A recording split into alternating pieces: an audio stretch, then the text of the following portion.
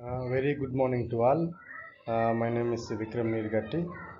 In this video, I would like to discuss about Python programming. Under that, subtopics are the iterations. In this video, I would like to cover the contents like reassignment, updating the values, while statement, for, break, continue, nested loops.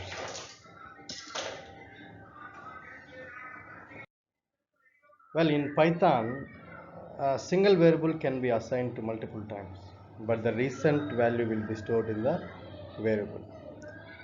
Why I put this statement means in real time there is a chance of executing the statements one by one repeatedly. And one more thing is we need to execute a single statements many times. At that time we need to use the concept of reassignment on the loop. Loop is used to perform the repeated actions one by one. Reassignment will use to once the loop will execute one by one, we will assign the value one after the other. For example, a equal to 3.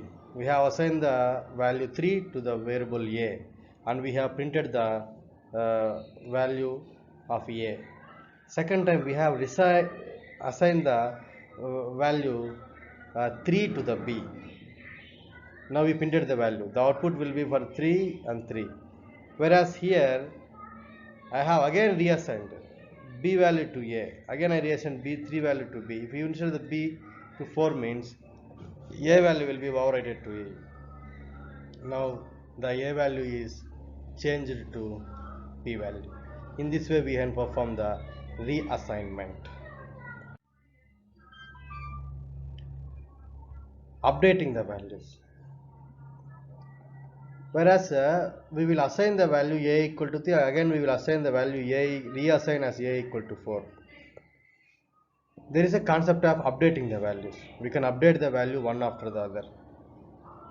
So in a loop, repeatedly we execute the set of statements. That was also called as iteration. The value will be changed with reference to the exist value on updating the values.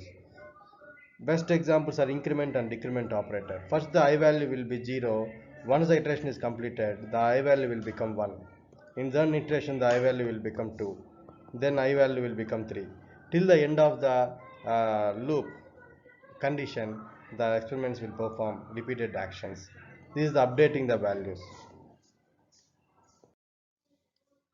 Why we have discussed the concepts of reassignment and updating means in the while loop we will use the both the concepts. This is the updating and this is the reassignment. In the iterations we perform these two actions.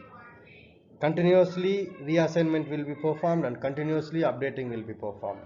That's why we need to know about the updating and the reassignment.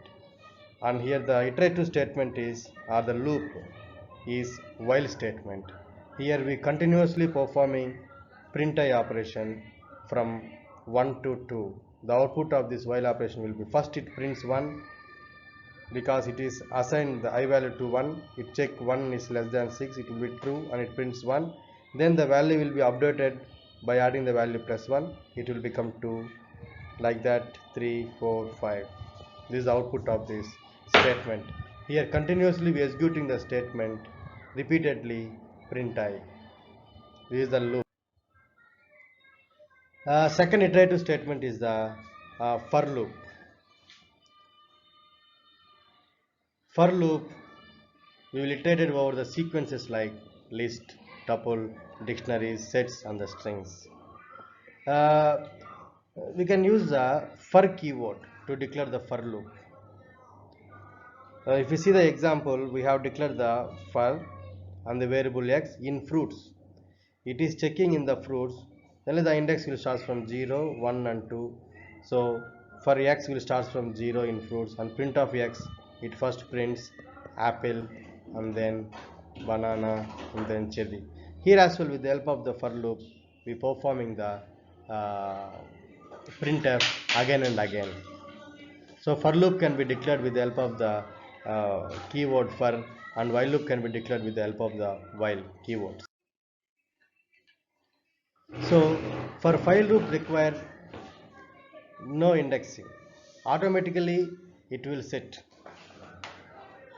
For example, in this statement, for x in banana, print x means automatically it will declare as BANA.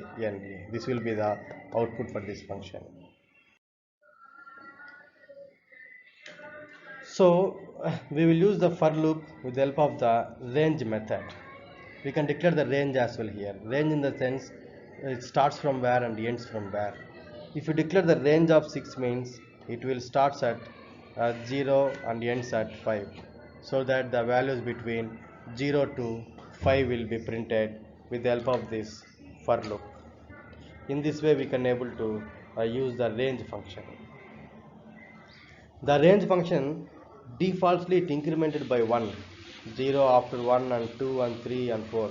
If you want to increment twice or thrice, third value can be declared as 3. For this example, the range value will be start at 2 and ends at 30, but the value incrementation will be, gap will be 3, 2, then 3, 4, 5, 6, 7, 8. Like that the 3 values will be incremented here. Here we have only 1, here we have 3. Like this we can able to set the customized increment as well. And in the for loop we have a pass statement. For loop cannot be empty, but if for some reason if you want to declare the empty for loop means at that time you need to use the keyword called pass. This is the example we have declared the pass statement. If we didn't declare the pass means the for loop will be error, says that nothing is declared inside the for loop. Once you declare the for pass keyword, it says that automatically without error it will be display something. Inside the loops we have for loop and the while loop. We have some statements like break and continue. The break statement is used to immediately leave the body of the loop. For example, we have declared the loop here. Whenever it finds the break, automatically it will come out of the loop and prints the break. It terminates still. uh, Generally the programming language execution will be one after the other in sequence way. Whenever the statement break is identified, it come out of the loop and displays the print statements. This is the loop. So once you find the break, it come out of the body. Now similarly continuous statement. Continuous statement will skip the processing of rest of the body,